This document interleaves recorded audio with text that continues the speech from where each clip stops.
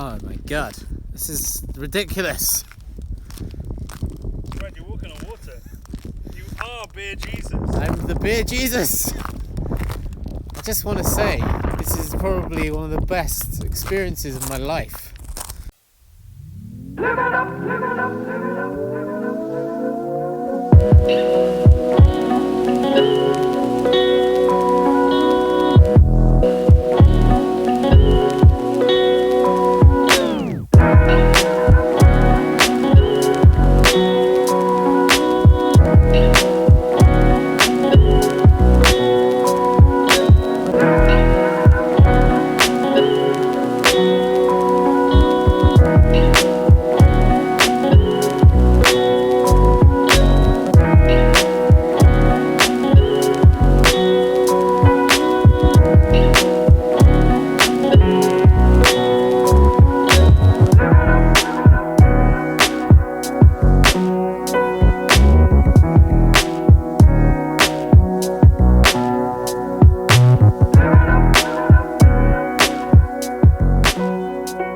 Since getting into beer, New England has had almost mythical status for us.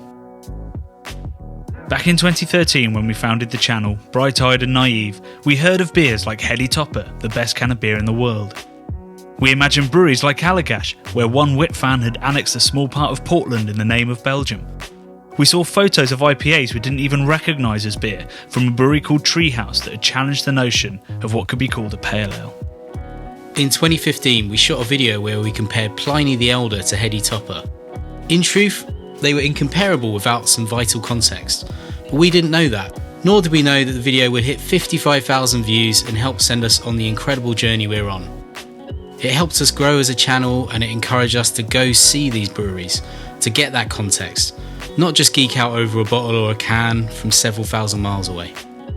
If we've learned one thing in the last 6 years, it's that beer is best enjoyed at source.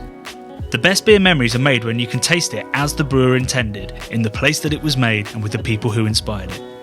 When we decided to start making documentaries that explain that, New England was the natural starting place. And so here we are, turning myths into memories, watching our heroes at work, drinking with strangers on frozen lakes, singing in karaoke bars and squinting through the hangovers with the people who pretty much made the modern American beer scene. We're not here because of what we know about them, we're here because of what we don't. We're here to cut through all the hype and truly find New England. So, buckle up, get on the wrong side of the road. This is Craft Beer Channel in New England.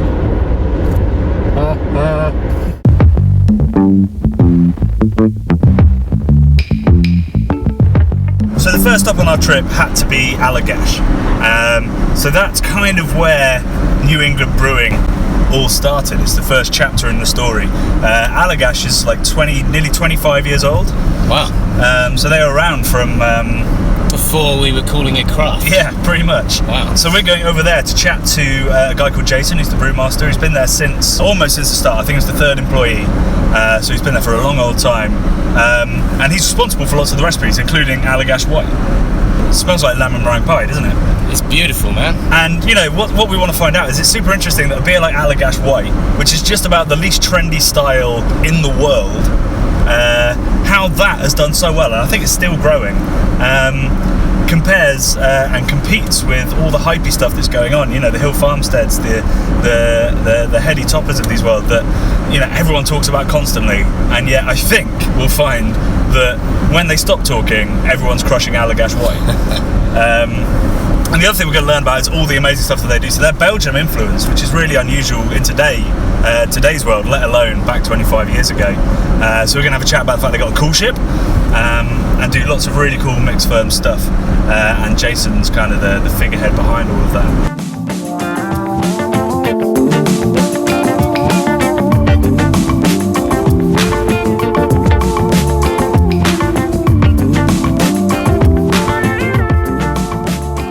We started things off with a tour from Bob, who took us around the facility and routinely blew our tiny minds. He showed us how far the brewery had come, but also how small and precise they had managed to keep their processes. It doesn't feel like a 90,000 barrel brewery, and when you learn the history of the place, it never looked like it could become one either. So the original footprint is right here where Rob started the brewery in the summer of 1994. He was hobbling together dairy tanks. He hand jacked these drains, and he liked saying he didn't know what he was doing. So everything flowed away from the drains, not to the drains. That's why the floors next door are pristine. That would never happen again. But that's what we brewed Allagash White on from 95 all the way till 2007, which is incredible after you've seen the Braucon or even the smaller system. I'm not even sure how that thing works. He did a good job cobbling that together. That looks like a legit brewery. It does, with the steps and everything up there, a mash louder. All of this equipment we still have. We don't use it, but the grist case is still on the older system, but we've just built onto it.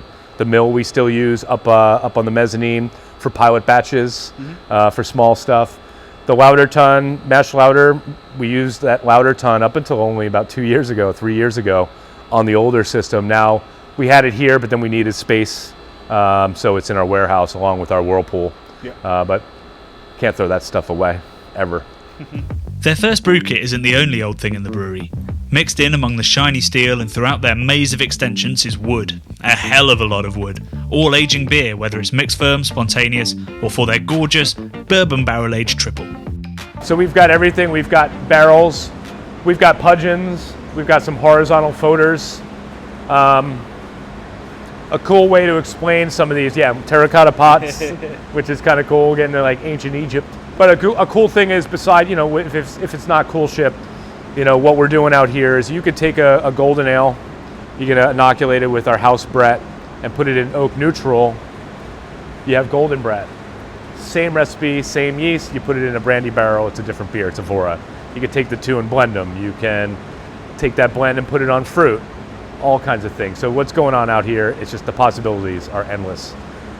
This is Jason. Jason's the one out here pulling nails, taking notes, thinking of blends, all this kind of stuff. Stood in the tiny space where the brewery's history was made, surrounded by repurposed dairy tanks, was quite the moment for us. Made all the more special by the idea of their creator still being the brains and the brawn behind it all. Enter Jason. Tell me about you. So you were like third or fourth employee at Allagash back in the 90s? Yeah, it depends on whether you count Rob or not. But yeah, I was one of the early employees, started in 1999. Were you coming in as sort of a production brewer, right? Yeah, I mean, we were very small back then, so effectively it was Rob and one other employee, one other full-time employee, and then a part-time employee. So it was everybody did everything back then, a little bit of everything. I did come with a little bit of experience at other breweries. I worked for a small brewery in Missoula, Montana, for about a year before moving back to Maine, and then I worked for a brief stint at Gritty McDuff's, another brewery here in Maine, and then started with Rob. So yeah, at that point it was all hands on deck. Brewing, filtering, bottling, you name it, everybody did. Yeah, so it wasn't like there was brewing and war production and packaging. It was like brew on Mondays, maybe Tuesdays, keg on Wednesdays, bottle on Thursdays, clean the floors on Fridays, that kind of thing. Yeah. I mean, it was a little bit of everything. And what was the sort of reception back then? Because obviously now if you start a brewery, often you'll be focused on IPA or maybe lagers as your core thing. Starting with a wit beer, craft beer hadn't really kicked off back then. Yeah, it's a really good question, and it's sometimes we have to remind ourselves a little bit of what it was like back then, because Allagash White is a beer that's in the markets that we're in today is a beer that you see around. You can get it at a lot of different places, and it's a beer style that craft brewers have a little more understanding of. Certainly haziness in a beer is something people are familiar with now, but in 1995 when Rob started, and really for the first 10 plus years, it was a constant battle for us to educate consumers about what we were doing. People would look at the beer and think it looked funny, they'd smell the beer, they think it smelled funny. So it was every event we did, every account that we were trying to sell the beer in, it was more explaining what the history of the style was and getting people on board. So it was really, frankly, a pretty big struggle at that point, because craft beer was around. Maine was an early adopter to craft beer, but the styles that were predominantly found here in Maine and throughout New England were more English style, maybe a little bit of German style mixed in, but Belgian style brewing and was lagers and and Belgian style brewing was just not common. You know, we've done a lot of innovative things over the years here at the brewery, whether it's, you know, our spontaneous fermentation program or barrel aging or whatever it may be. But I often say that, you know, this is the most innovative thing we ever did by launching the brewery with this beer, especially given the context of the time. And we even intentionally say we don't brew Belgian style beers here per se, we brew Belgian inspired beers. Yep. Because there's, you know, even the concept of style in general amongst Belgian brewers is a lot of times really foreign.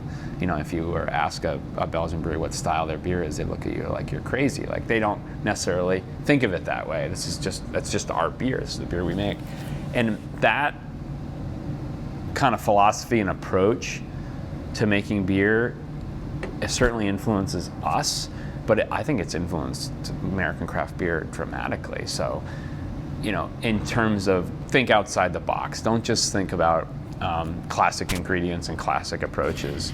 You know, use barrels, use spices, use Brettanomyces, use all these things, has somehow infiltrated its way into American craft beer in general. Even if you're not per se making Belgian style beers, I often think that somewhere it's in the influence of a lot of brewers. Like, you know, making beers that go beyond traditional styles. And, you know, I'm not sure I'm going to make the jump to say that Belgian inspiration is what led to the New England style IPA per se, but I mean, I think that approach to brewing it has some influence on that, on the way that American craft beer has evolved. Leaving a place like Allagash is hard. The welcome you get is like coming home, and the beers you try are transcendent, almost timeless. But once Jonny had dropped all his cash on merch, we hit the road again with Jason's declaration in mind. Why did this region's breweries take the India Pale Ale and flip it on its head? And how did New England IPA become so wildly popular?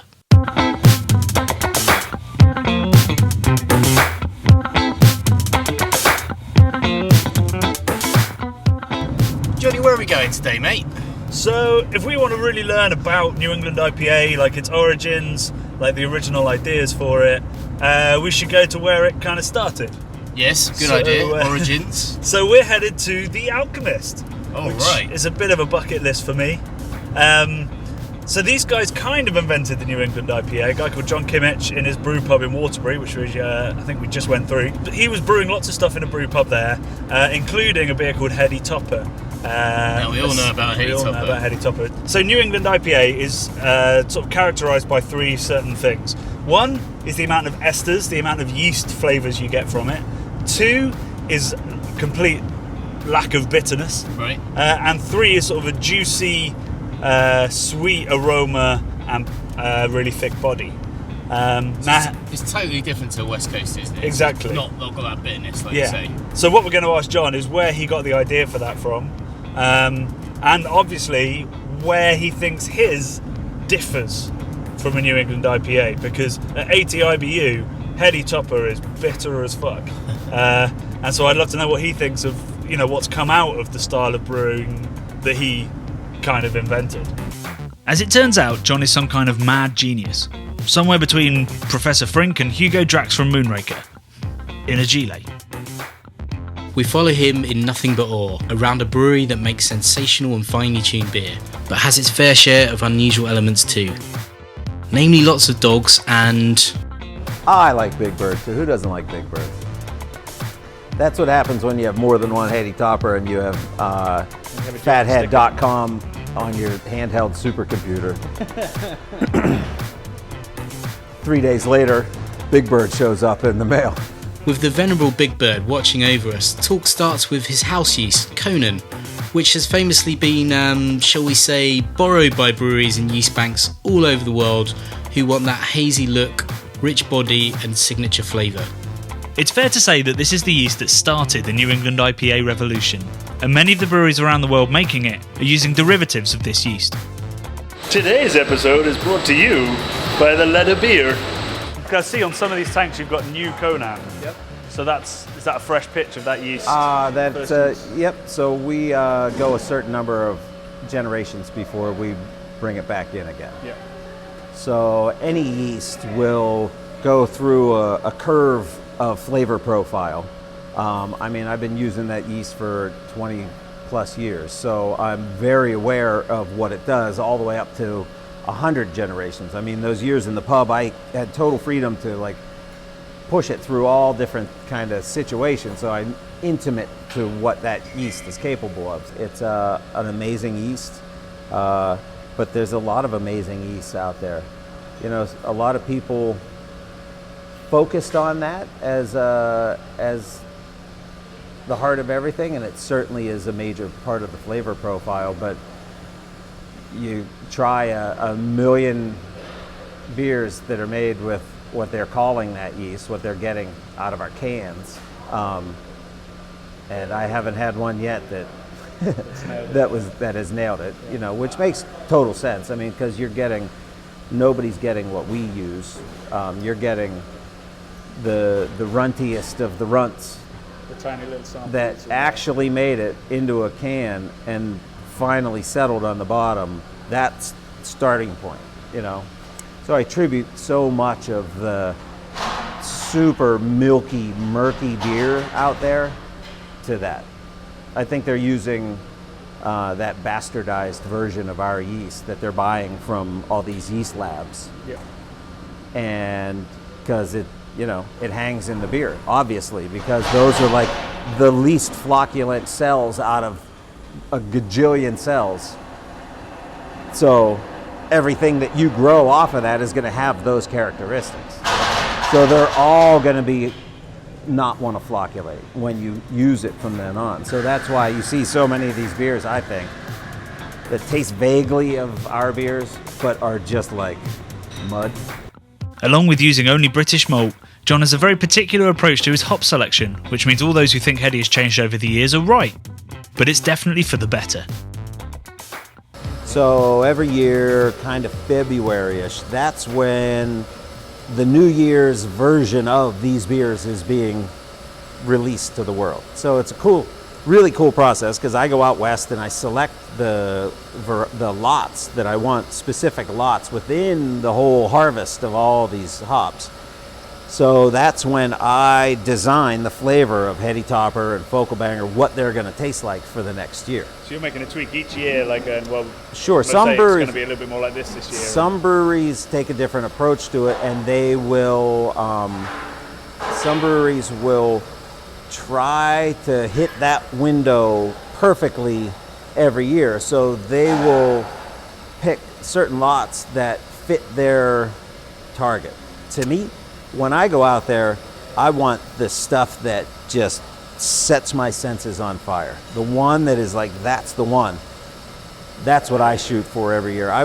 It's always the same recipe in that it's the same varieties, but that's what's so cool about it. I mean, Simcoe one year versus another, or one state or field versus another, or the time they were harvested, they're all so wildly different.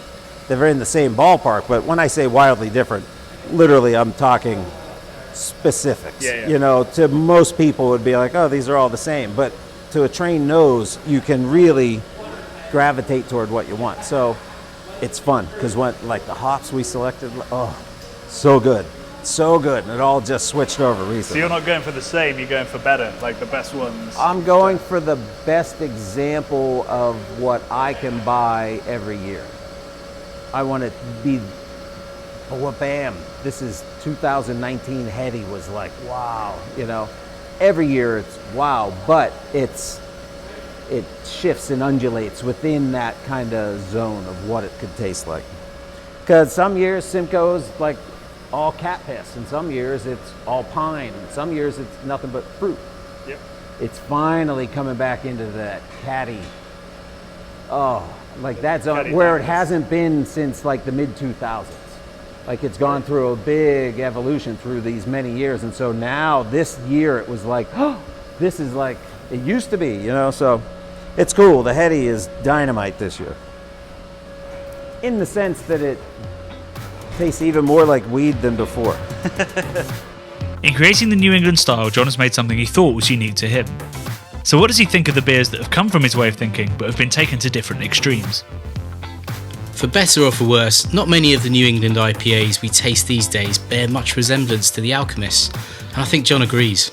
when you have that level of hopping, there has to be a level of bitterness that goes with it. Otherwise, they become so soft and so over-hopped that to me, they lose everything. Absolutely, there's too much of a good thing, in my opinion.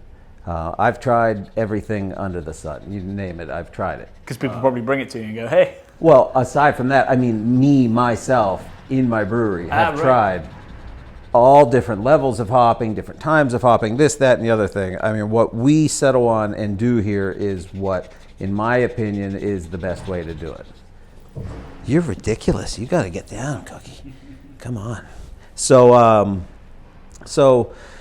I think that what is going on with this craze of New England IPA and what it's now morphed into, quite often people drink our beer and are like, boy, it's not turbid enough.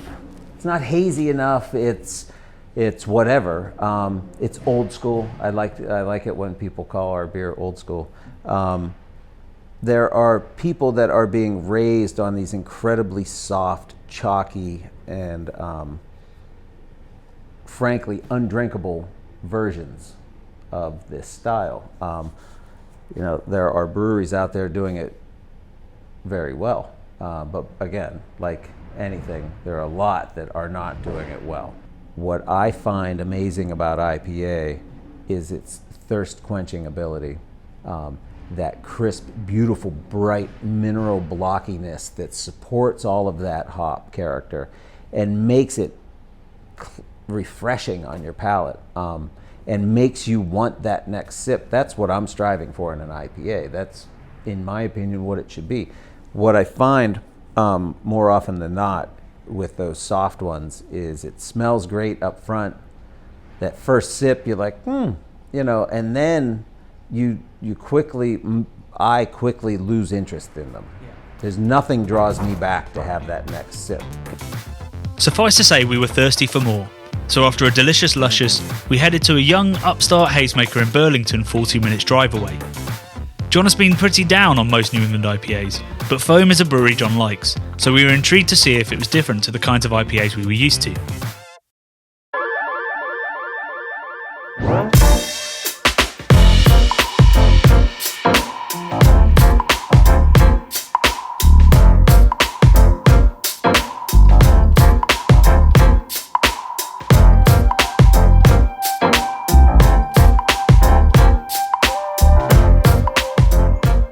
We'd heard a lot about Foam, but it wasn't the kind of place we'd expected. The tap room, just meters from the water of Lake Champlain, was small and beautiful, like Gaudi gone steampunk. We got chatting to another Bob, who introduced the brewery to us over a few beers. So we're coming up on our 3-year anniversary, which is pretty exciting. We opened it up with this brew house just like this. Kind of added a few things here and there, but it's a direct fire, 7-barrel Bennett Forge Works system made for us out in Colorado. It's a little workhorse, that's for sure. As well as being Yeah. I mean, it's pretty simple. We really wanted to set it up so we can really be doing the brewing ourselves. We have a control panel up there, but it's just for VFD control, pump control, and also for the hot water tank, because 7-barrel all the way across. We have a 7-barrel hot water tank, so it's a little undersized for a traditional brewing system. And especially because we use that hot water tank for all of our hot water needs in the brewery. So cellar, obviously brew house. We also use it for back bar and the bathrooms. We started off with 4 7-barrel fermenters and quickly realized that we needed more. So we added 5 and 6 and then eventually 7. And we had another space for one more fermenter, and we decided to drop in a 10-barrel foeder from Foeder Craft Foods. It's American white oak, lightly toasted and steamed, so it doesn't have a lot of tannins left in the wood, and it really has a nice citrus character that it promotes, that the beer picks up in there. So we really took kind of a traditional brew pub model and revamped it, I guess you could say. We wanted people to come to us. We wanted the beer to be poured in our facility, our establishment. We really wanted to be able to kind of control people's environment when they're drinking our beer, especially to start out. So put a lot of money and time and energy into the aesthetics of this place.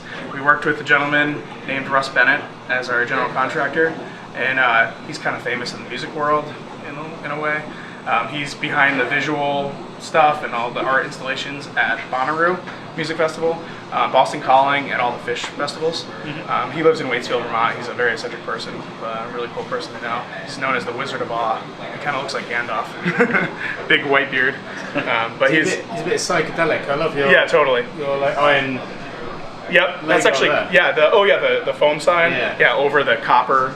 It's pretty. It's definitely interesting and unique, I think. Yeah. We do a lot of different styles of beer. We're always doing new things. We've brewed about 650 times over the past 3 years, and 275 of those beers have been different beers.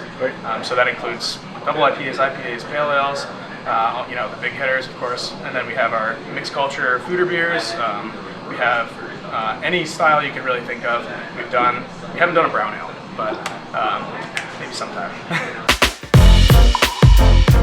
So we were starting to understand why people were raving about this brewery.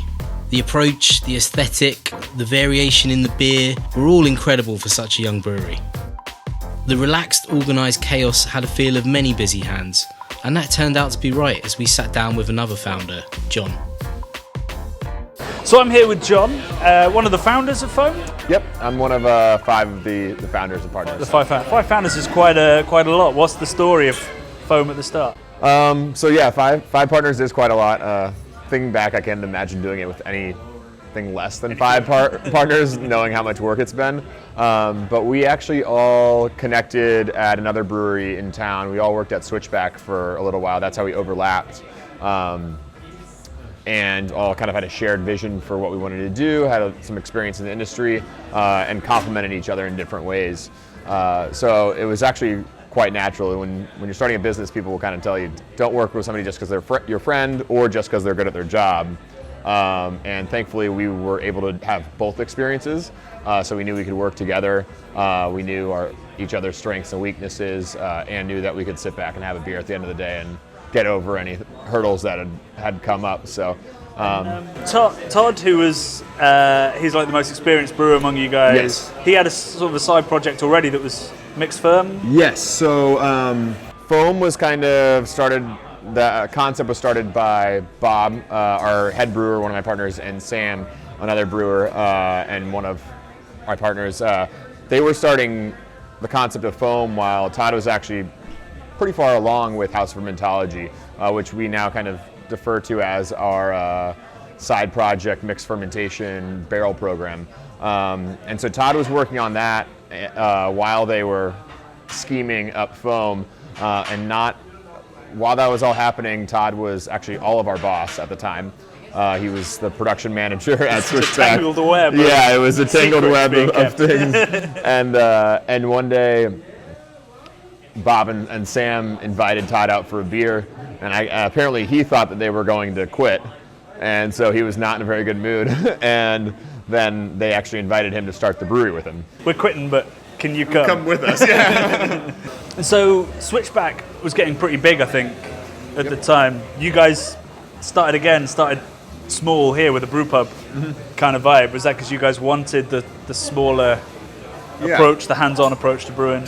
We're still great friends with the folks at Switchback. They make some awesome beer and great people. But in a lot of kind of what's happened over time is in the 90s, 2000s, the goal was to get many different draft accounts as possible because that's where people were buying the beer. And what that in turn did to the industry was it meant that you kind of had to have your staple beers that the bartender knew what they were pouring day in and day out. It held a line, and that was a great thing for the business. But what that does to production is it means that the brewer is brewing the same beer or the same 2 or the same 3 beers day in and day out, which is great for a lot of reasons, but it doesn't necessarily, brewing is very much manual labor, but it's also very much creativity and science, and the aspect of creating something new is a beautiful intellectual challenge. And when you brew the same thing day in and day out, you start to lose that once you get to know it in and out. So a big part of the inspiration for starting Foam was to create a space, to create a brewery where we were able to brew beers the way we wanted to, how we wanted to do it, and that in turn meant to create something that was very small. So we wouldn't have to, we could try to, instead of trying to go for larger amounts of quantity, we could focus on doing smaller quantities with a smaller team, but make sure it was sustainable and we were selling the beer as fresh as possible, and we could be experimental and do something out there. Vermont is kind of one of those special places that has always supported the artisan, the craftsman, the maker, and that somebody who's really proud of their craft and what they do. So that lends itself to support craft beer and being innovative and trying some specialty stuff out. Who are you looking at when you saw those beers coming out? Who was leading that charge? I mean, you look at our neighbors, Alchemist, a big inspiration. Hill Farmstead, a big inspiration.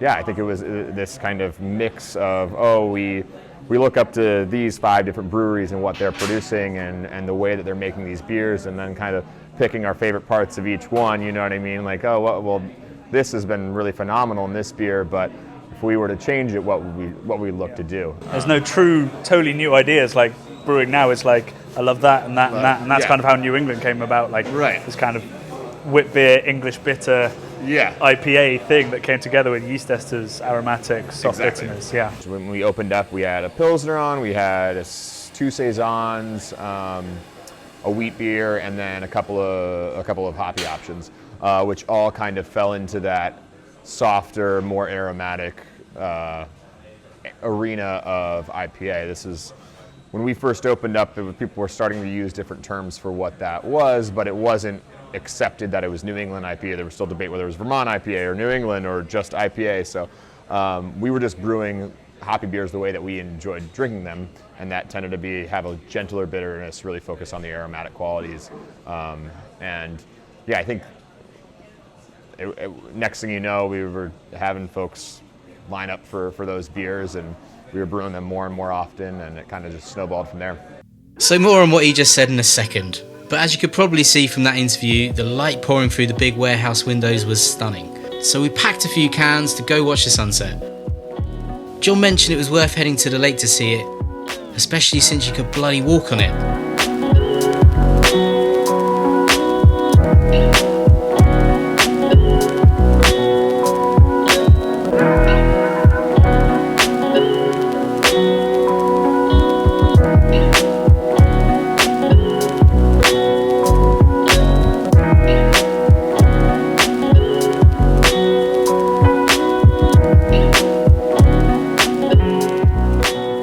Know how to describe this, but I'm walking on a frozen lake in the it's in New England. It's called Lake Champlain.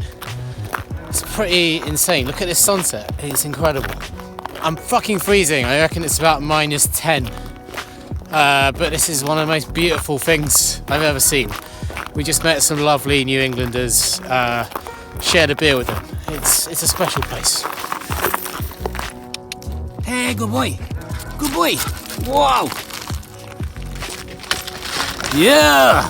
Got some gas. New speed record. Awesome. This is me walking on water, looking at New York State as the sun sets, back onto Foam Brewers. Fuck railway arches, man.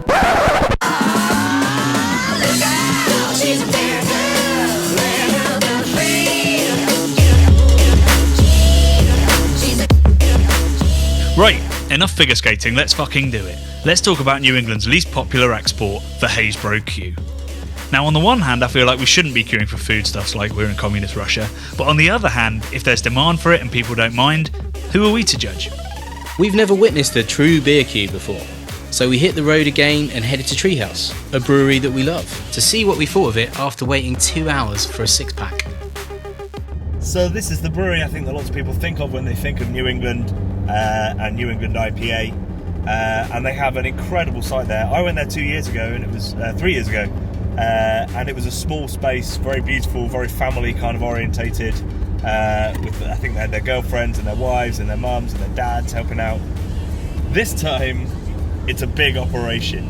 They had a massive expansion. They're now dealing, I think, with thousands of people coming in every day. So we've got up super early, which wasn't easy, given the trip that we're doing, to go see them at 11 a.m. in the morning as soon as they open the doors. There's probably going to be a queue, but that's part of the experience, right, Brad? Yep, I can't wait to go in the Treehouse. They have a Treehouse, right? I don't think there's a Treehouse there anymore.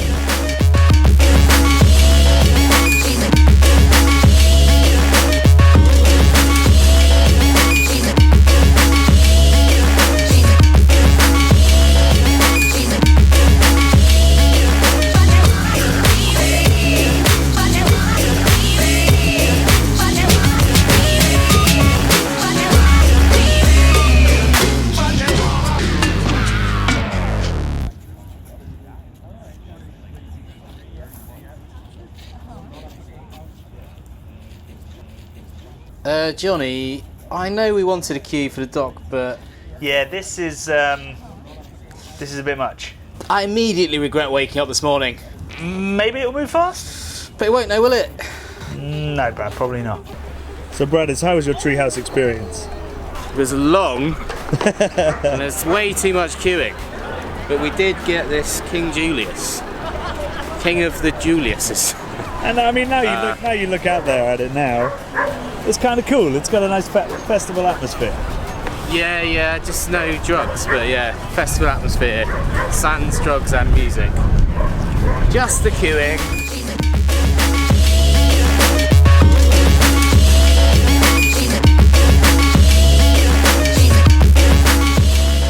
I was all ready to not be cynical about having to queue for an hour and a half, and then I queued for an hour and a half, and I ended up a tiny bit cynical. But I'm not into the line culture. I think I get it. It's hypey and stuff, but for me, I'm not into it. I would have gone straight to the bar. I should And have left me you queuing for the in cans. queue for the cans. That would have been. That's why I made you designated driver, because I knew you would do that otherwise. Yeah, so it took us an hour and a half to get to the front, and then another 10 minutes to get draft afterwards. But you can drink in the line, and there's food trucks. And we had a nice chat with some guys that do it like pretty regularly. Although they were chastising themselves for turning up at 11. Don't turn up when it opens. Turn up before, or turn up much later. Yeah, apparently tonight it's fine. It'll be just kind of dead. A morning thing. Yeah. So yeah, lines are slightly drinking? weird, but it's great to be here drinking in perpetuity. I'm on the Julius. On the Or is it Julius. the Julius? I don't know. And we've got some King Julius, which is very, very exciting. So they're beer that they brew once a year. It tastes amazing at source, I must say. Yeah, it really does. Not a muled can in a suitcase from a friend. No. Although we'll be doing that for our friends right now.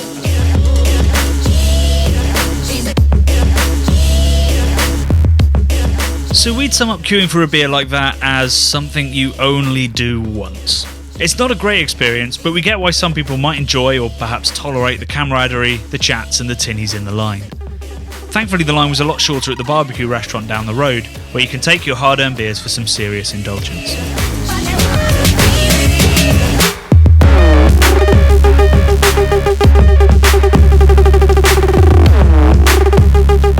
But what's it like as a brewery to manage those expectations and the pure logistics of it all? Even if some breweries are guilty of building the hype, others are simply reaping the rewards and the punishment. We headed up the coast to Bissell Brothers, another upstart that's only a year or two older than Foam, but has a ton of hype and queues going around the block. There we chatted to founder Pete Bissell about how they cope.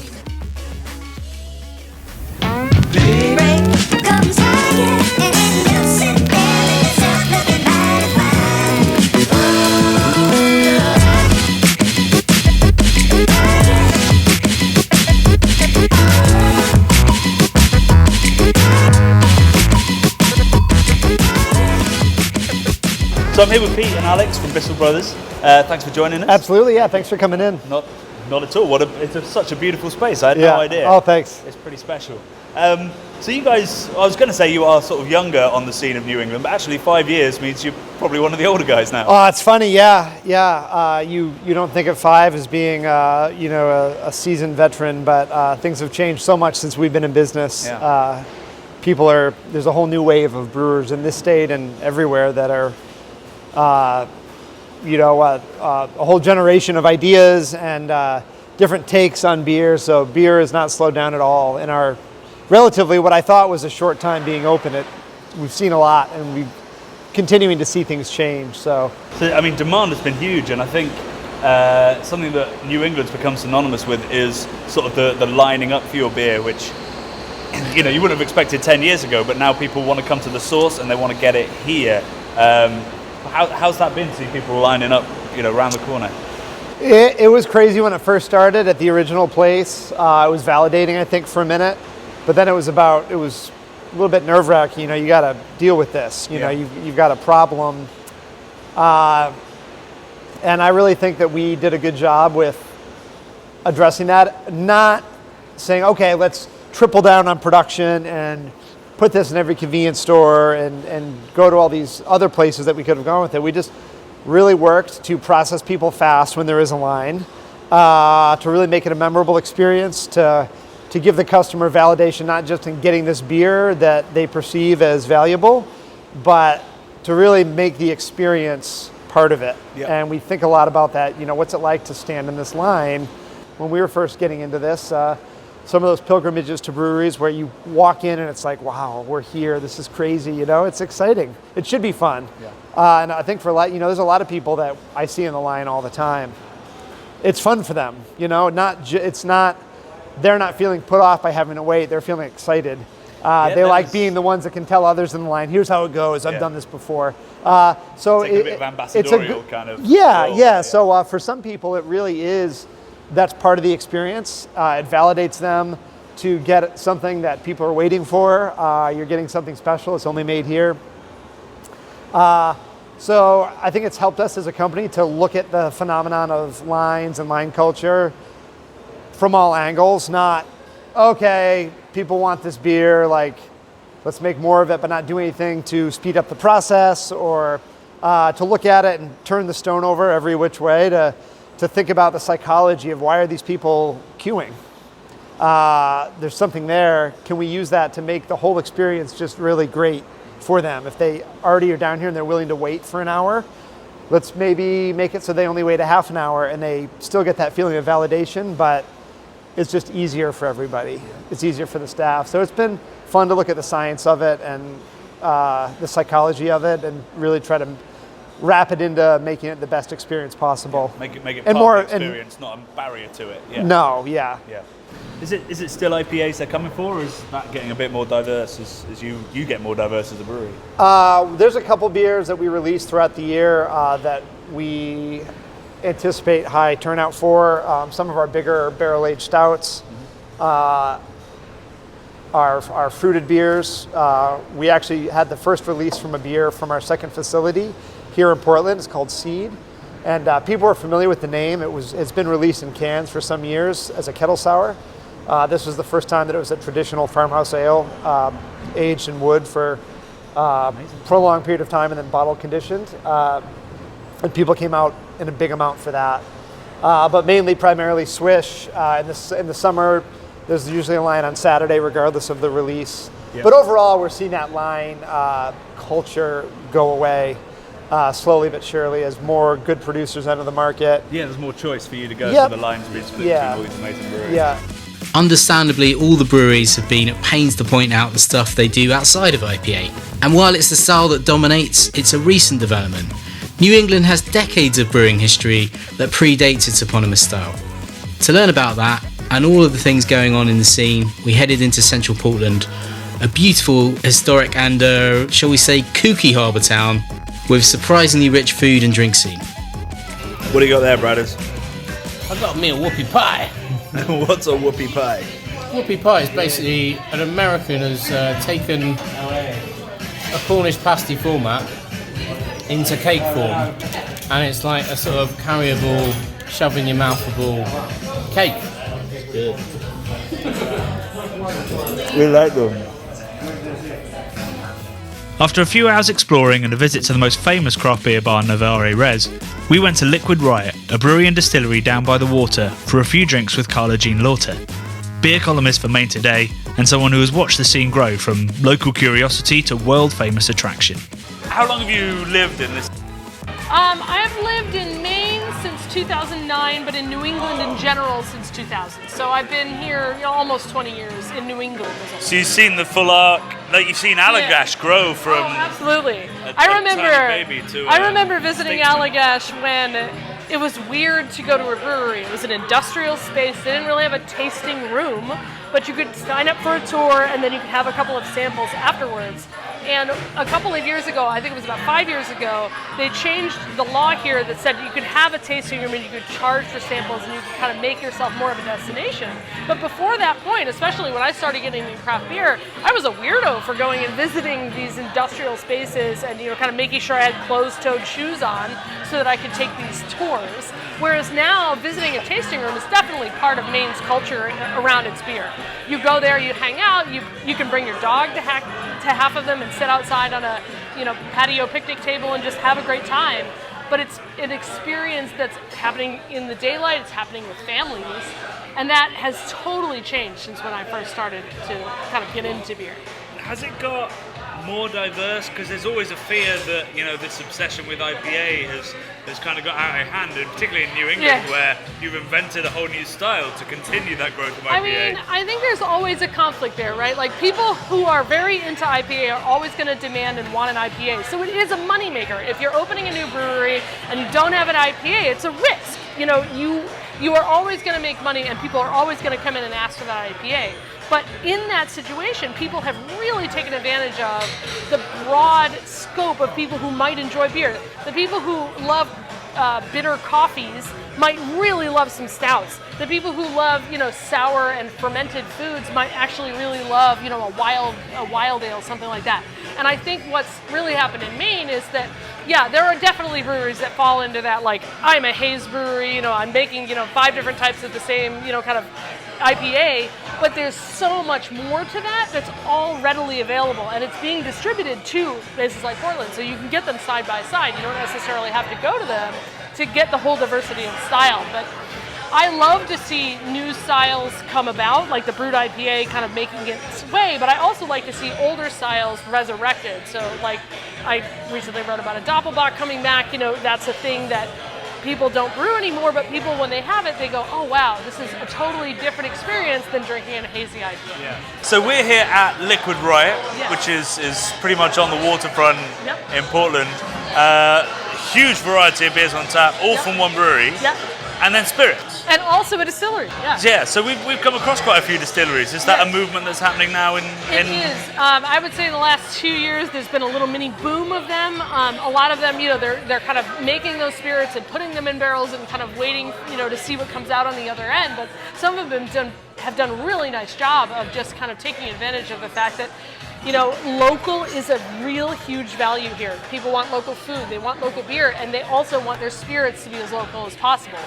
So there is definitely a boom. There's like 3 or 4 at least in the Portland city limits distilleries available, and there's more than a dozen statewide. And it's just really fun to see the different perspectives, to try the gins from the different, to see what they've done with their botanicals, to try the whiskeys from different ones, to see kind of how they've aged them and what they've done with them. But it's all being driven, I think, by that consumer desire to know where what you're drinking came from. Yeah. What do you think, given that there's this huge charge towards local, what do people think about the fact that so many people from around the world are asking and getting cans muled around the world of the beer that's being made here? Well, I mean, what's fun about that is that, what we love here, it's that embodiment of the fact that if you brew what you love, people are going to love it. And if people love it locally because it's local, but also because it's good, people away from town will also like it as well. So I don't love the idea that, people are standing in line and reselling a brewer's, beer for a profit. They're going and getting something and then kind of selling it to another market as a kind of shady second retailer. But I understand where that's coming from, because when you limit the distribution, you automatically create a demand, right? It's rarer. It's more valuable. I had to show my credit card and my ID to prove they were from the same person. Oh wow, so that you weren't buying for someone else? Yeah, which is a whole new level of I mean, I would say in Maine we're not quite there. Like Hill Farmstead is kind of a mythical brewery in that sense. Yeah. People make pilgrimages there. I wasn't sure it existed until we actually got Yeah, there. and it's a little bit, it's in the middle of nowhere, right? So it's but we've gotten to the point now though where the reputation of Portland's beer has been enough that people are actually visiting and coming to Portland specifically for beer. The Maine Brewers Guild has done studies about the tourism impact of our beer industry, and it's huge. Like, there are people who are literally coming to the state of Maine to vacation for the beer first, not even the oceans, the lobster rolls, the everything else that we used to have in tourism. They want to go, and they want to go up to Oxbow in Newcastle, and they want to go over to Bissell Brothers, and they want to get fresh cans, and they want to go, have these experiences at these breweries that they can't get in their home state. I think that's amazing.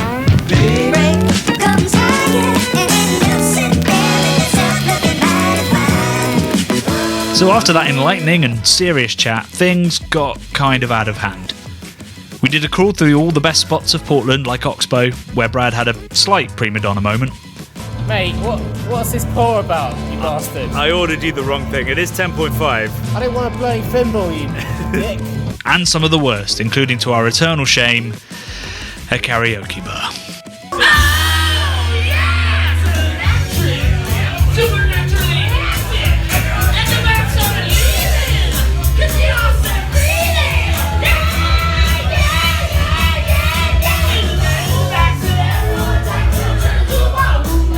But Jonny did Team CBC proud with a heartbreaking rendition of Drops of Jupiter. She's back in the atmosphere with drops of Jupiter in her head.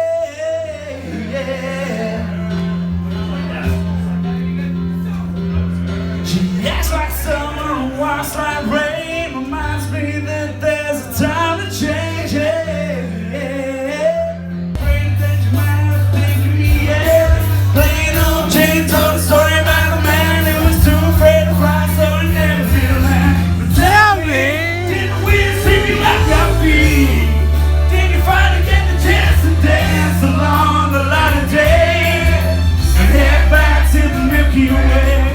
Tell me, did the evenings blow your mind?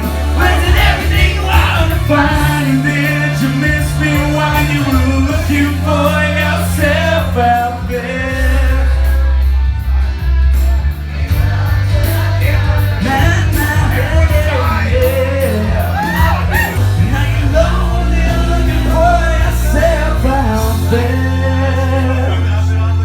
Shit, that's hard. Mate, that's fucking beautiful.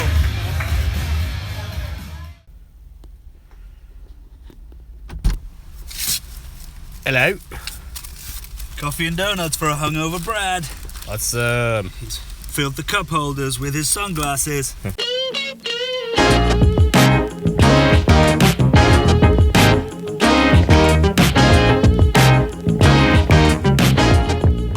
Hungover, tired, and with some sore vocal cords, we were rapidly coming to the end of our journey. And as John Kimmage had predicted, we were starting to get a little tired of all the endless IPA, even if we were switching it up constantly with Allagash White. We had one more brewery we really wanted to visit. Notch and Salem aren't often mentioned on the forums or in articles on New England, but every good beer bar we went to had something from them in Massachusetts, and with good reason. Notch are actually nearly 10 years old. So in a country famous for completely ruining the very notion of a Pilsner, Chris Luring's brewery has been doing it right and against the tide for a long old time. So the next stop on our epic journey is Notch, a brewery that I fell in love with at a beer festival in the UK. We got very, very drunk and ended up doing a podcast with Paul from Cloudwater and with Brianne and Chris from Notch. So they make fantastic lager. And I think that's a really important tale to tell in New England as well, because there's these guys, there's Jack's Abbey, Bissell Brothers are starting a lagering project, so that's a movement that's happening now in New England. And as you know, Brad and I love lager. Just thinking, like, we've spent so much time talking about the culture of IPA, and then you come over, and when you're drinking lager, you start talking about life. And that's what we're probably going to end up doing after a couple of delicious, dry German and Czech style lagers.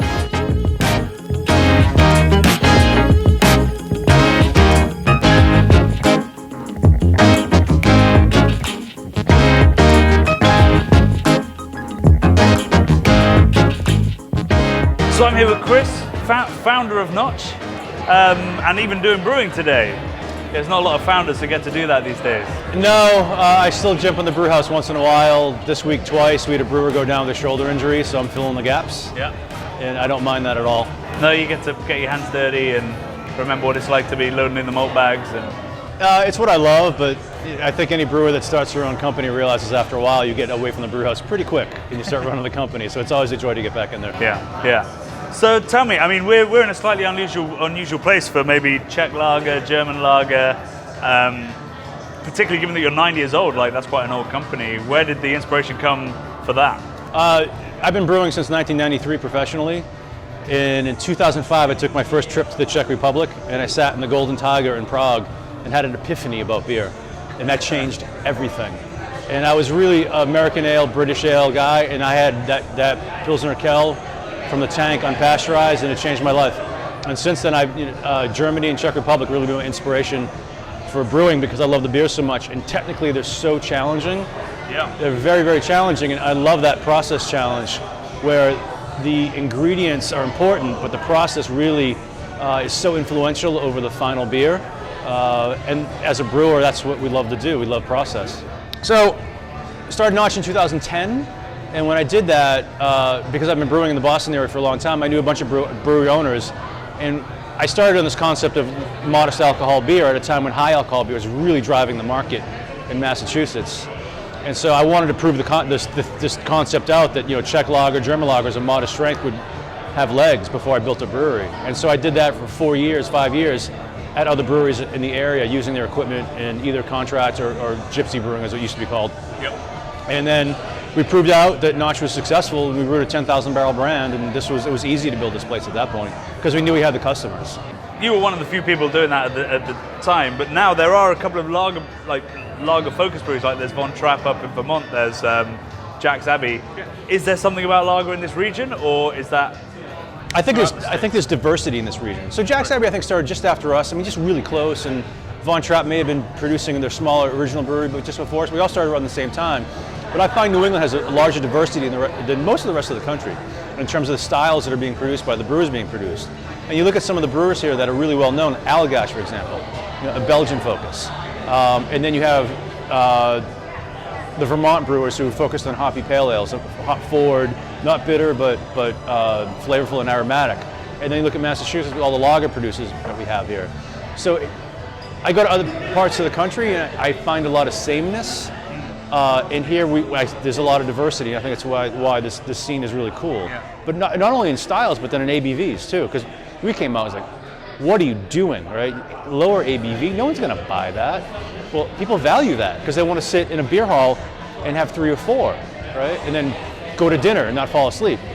So I think the diversity here has really driven lager's acceptance because people are looking for more than just, hazy IPA, pastry stout, and sour. Our scene's much bigger than those 3 dominant styles right now in craft beer. Yeah. I feel like also in this region, a lot of the brewers we've been talking to have been obsessives. So you had that Golden Tiger moment. Some people got obsessed with the New England IPA style. Chatting to John Kimmich, he was obsessed with his Conan yeast and with sustainability. And it seems like the variety comes from the fact that all of you guys are very provenance-driven or very style-driven and drilling right down into these different styles and kind of really championing one particular thing that you guys love doing, which seems like very New England. It's like, this is what I love and this is what I do. I never really thought about that, but that's definitely true. Again, Allagash, they're yeah. It's like, I love wheat beer. I'm going to brew it and see what happens. A very singular focus, and they've been true to it for a long, long time. And yeah, for us, it was lager. I mean, we also produce the New England style pale ale, session IPA and IPA because we do love that beer. So we have a broader base than just lager, but lager definitely is. If you put us in the corner, and we'll tell you it's lager. Yeah. But when you start to have that narrow focus, you really get into the minutia and details of that style. And when I was planning this place, I wanted to make sure everything we had from an equipment standpoint allowed us to do anything we wanted to do. So we have a decoction brewery that can do double, triple decoction. We have open fermenters like you would find in Bavaria or the Czech Republic. We have horizontal lagering tanks. We do natural carbonation either through spunding or krausening. So we have all these tools that we can use because we're geeks about it. Because I thought ahead, like, we need to have all these tools to make the very, very best beer we can. Do you ever compare what you produce here to what's being produced in the Czech Republic? Are you looking to compete with those guys, or are you looking to be a little bit different? That's a really good question. I never want to be a me too. I'm never trying to replicate something. I'm trying to make sure, I want to be able to make sure that I could make those beers the way they're made and then put our little touch on it, whatever that may be. I've talked about this before. I don't really like riffs on everything. Like if you come up and make a riff on something, I say, well, try to make it as it is and understand how to make it that way and then do it in a way that's your own. So what we did with the standard was I tried to make what I thought was the Czech Pilsner. And instead of using Saaz, we used Sterling, just to give it a little bit different profile.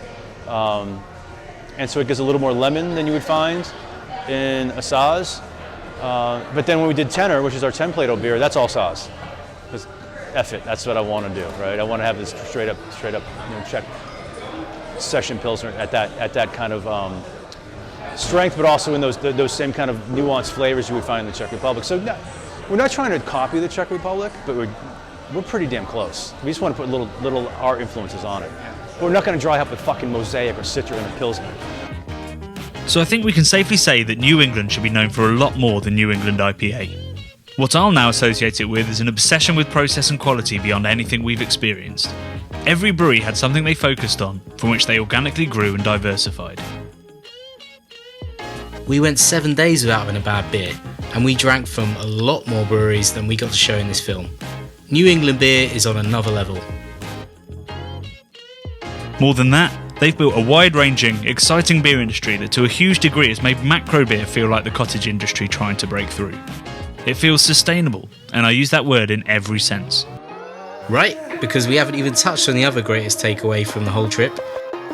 So let's rewind. Every single brewery mentioned a way in which they were helping to protect their environment. They had a dedication to sustainability completely untouched in younger scenes, whether that was using local ingredients, dealing with waste effectively, or refining their systems to use less water. They all had systems in place, even the relative giant that's Allagash. We try to dial things in. It's almost like a game, how efficient we can get things. And when you start getting efficient, you start becoming very sustainable, and then you also start saving money. So when you start saving money, Rob reinvest that money back into the brewery. A really good way to measure our efficiencies is our water usage. Typically in the US industry, 8 to 12 gallons of water to make 1 gallon of beer. We have it dialed in down to 3 gallons. There's a family, the Bucks family up in Mapleton, Maine, they're growing us wheat now, which is awesome. We're incorporating more and more Maine grown grains into all of our beers. 16 counties is a beer that we make that's all Maine grain, all malted here. Really exciting. We're really proud of that. When Rob goes into our board of directors, we're a pretty big brewery. We have a board, and he goes in with Jason, and they're like, we're gonna buy 1 million pounds of Maine grown grains by 2021. They shake their heads. They're like, Rob, that costs 3 times as much. And Rob says, that's not why we're doing it. We're gonna incorporate more Maine grains. This is our state, this is our home. It's very important that we do this. Just like with our fruits that we use in our wild beer program, they're all fresh, local, and whole, all local farmers. We don't use fruits from away, which is really great. So we're really involved with that. All the flaked oats that are in Allagash right now are all Maine grain, every batch, which is really great. And every 9/10 batch, we're incorporating more raw wheat and malted red wheat from Maine, which is great. Big piece of who we are. The real warriors, though, can be found at Alchemist, where their commitment to sustainability is indisputable. Where other breweries would put more tanks, a tap room, or a barrel room, the Alchemist have built dedicated facilities to reduce waste and energy. Prepare to have your mind blown. We need to reduce our waste that we produce. So we do that a couple different ways. The easiest thing is side streaming. So these cubes, we fill these every day with yeast that we don't use, with full strength wort through the brewing process, with the hops that come out of the whirlpool, with the last gallons of weak wort that come out of the mash tun, like when we clean the kettle, all that trub, all of that. that all gets collected in these cubes and transported via pumper truck to the Vermont Technical College down in Randolph, Vermont. They have a digester there that produces electricity for their college campus with our brewery waste. Our permit doesn't allow us to put out more than 65 pounds of BOD a day, biological oxygen demand. It's food for bacteria in those wastewater treatment facilities. 65. Through side streaming, we get down to that 20 to 30 pounds a day, which is great. But again, we knew we could do better. So when we built this, we designed our own wastewater treatment facility in-house. So what goes down the drain here that normally gets metered and accounted for in Waterbury, we put that through a secondary process. So I'll talk as we walk. These drains go to 2 5,000-gallon tanks buried in the front yard. First tank is a settling tank where solids will drop to the bottom. The second overflow tank is the pumping tank where we take it into our facility. So we've done most of our work ahead of time by pulling the really high strength stuff out and sending it off to Grow Compost, the company that transports it, and get it to the technical college. So the waste gets pumped in here. Hi, Steve. It smells great in here today. So we bring that waste in here at a measured rate of 5 gallons a minute, and it feeds this reactor. You see the information on there, moving bed biofilm reactor. There's a specific culture of bacteria in there that breaks down our waste. It goes in like the image on the left. The bacteria does its work on there. There are millions and millions and millions of these little plastic pellets in there that house the bacteria. That's where the bacteria lives and thrives. The noise you hear is the air. You aerate it. It's an aerobic digester, so it needs air to keep the bacteria alive so that it keeps eating. When it's done its work, it comes into this system over here. As it goes into this device, there's a polymer injected to it. Air is bubbled up through it. It breaks the waste out of solution, coagulates it, is skimmed off the top, and then pumped into these blue drums. So that is, it's called high strength sludge at this point, which is appropriate because that is the organic waste that has been stripped out of the liquid that goes down our drains. This is what we discharge to the town of Stowe's wastewater facility. So that number I threw at you before of 20 to 30, we put out consistently less than a half a pound a day here, which is a lot less than a 3-bedroom single-family home. And we're a commercial brewery. We've never seen the kind of work that these breweries are doing before, and to be honest, it made us slightly ashamed of our own efforts and those of breweries back home. Craft beer presents itself as the good guys, the alternative to unsustainable practices, to lack of diversity and to greed. These breweries have exposed how thin that veneer is, and how shallow our words are sometimes. It was humbling for us to see. Jen and I, when we met and we conceived of having a business, what kind of business we wanted to have, those were the things we thought about. We'll never forget crappy bosses. We'll never forget greedy people. We're going to use those as examples of what we don't want to be, you know, and it perpetuates itself. The more kindness and effort you put into what is around you, the more that wants to give back to you. You know, so it's a cool thing, and we tried very hard every day to maintain that and keep that atmosphere here at the Alchemist. You know, and it can be replicated. You can run a business like this. You can have an eye toward your employees, and you can have an eye toward the earth and the environment, and still be a shrewd business person and make it all work. We expected to have amazing beer throughout the trip, but what we didn't expect was for it to be so ingrained in the identity of the area. We always thought of New England as that new cool place in craft beer, but we've been fooled by the gram. It's been brilliant for decades, and it's ahead of the curve in ways we couldn't even imagine before this trip. If you dig even just a little into the culture, you find even more exciting life teeming underneath. The best things aren't shown on Instagram or Twitter, because how can you interact with the amazing characters? How can you taste the variation? How can you measure the environmental impact these breweries have made? Well, hopefully, you can do it on YouTube. And if it turns out you can't, then you'll just have to go there yourselves.